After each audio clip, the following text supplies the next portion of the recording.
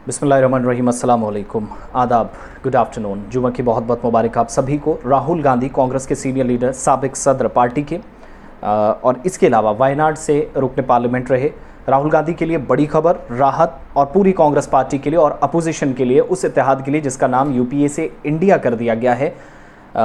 बहुत आसान रास्ते अब नज़र आ रहे हैं। राहुल गांधी जो मार्च के महीने में डिस्क्वालीफाई हुए थे मोदी सरनेम के मामले पर, जहां पर हित की इज्जत का मामला उन पर की जो केस लगा था, मोदी सरनेम यानी किसी की इज्जत के साथ खिलवाड़ या उछालना, ये सारे इल्ज़ामात और एक पूरे ओबीसी समाज को बदनाम करने के इल्ज़ामात उन पर लगे थे। लेकिन आज सुप्रीम कोर्ट ने मामले पर फैसला सुनाया।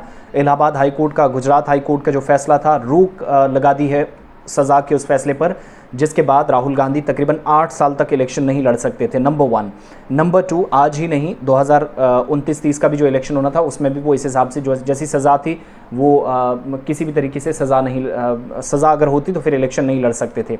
लेकिन अब क्या हुआ कि सुप्रीम कोर्ट ने वकील से दलाइल पूछे। सुप्रीम कोर्ट के सामने राहुल गांधी के वकील ने कहा कि पार्लियामेंट कॉन्स्टिट्यूंसी को ऐसे ही छोड़ दिया गया है, सज़ा सुनाई गई, लेकिन असल में मोदी सरनेम जिनको लेकर बात कही गई थी वो आए ही नहीं, किसी और को खड़ा कर दिया गया और ये किसी के इशारे पर हो रहा है। यानी एक बीजेपी के एमएलए थे जिनका मोदी ही नाम है, दुर्गेश मोदी, वो अदालत पहुंचे थे।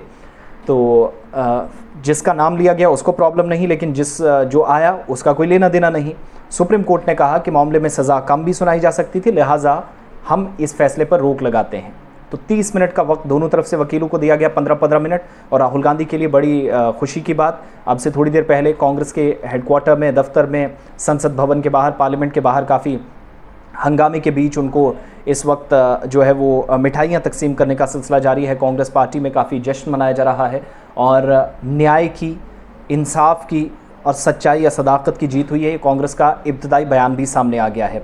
राहुल गांधी का असल में बयान 2019 में वायनाड, जहाँ से वो एमएलए थे कर्नाटका से, उन्होंने, माफ़ कीजिएगा, एमपी थे, रुकने पार्लियामेंट के सांसद, तो उनने वहाँ एक बयान दिया था कि सारे मोदी नाम वाले चोर क्यों होते हैं। इस बयान के बाद वो फंस गए थे। हाई कोर्ट गुजरात तक बात पहुँची, इलाहाबाद हाई कोर्ट तक, जो अहमदाबाद हाई कोर्ट है वहाँ तक बात पहुँची। बिलाखिर उनकी सज़ा वहाँ से हुई और डिस्क्वालिफिकेशन हुई, यानी उन्हें सस्पेंड कर दिया गया। लेकिन कांग्रेस लीडर राहुल गांधी को हित की इज़्ज़त के इस मुकदमे में अब जाकर क्या हुआ कि जो रुकने असेंबली के ओहदे से, रुकने पार्लियामेंट के ओहदे से उन्हें नाअहल करार दिया गया। और मार्च की 24 तारीख थी इसी साल जब फैसला हुआ था, और आज कांग्रेस के लिए तारीखी दिन फिर से, जब बड़ी राहत की बात है। और प्राइम मिनिस्टर कैंडिडेट को लेकर जो बातें की जा रही थी, अब राहुल गांधी दोबारा से संसद में आएंगे, दोबारा से अपनी बात रखेंगे। यानी राहुल गांधी जब पार्लियामेंट के अंदर वापस आएंगे तो उनकी जो रुकनीत है वो भी बहाल हो गई है। हित के इज़्ज़त केस ख़त्म हुआ है, सज़ा पर रोक लगा दी गई है, सुप्रीम कोर्ट ने फैसला सुनाया है। और थोड़ी देर पहले जो चीज़ें सामने आई उसमें सुप्रीम कोर्ट ने कहा कि सज़ा आप चाहते तो कम भी दे सकते थे।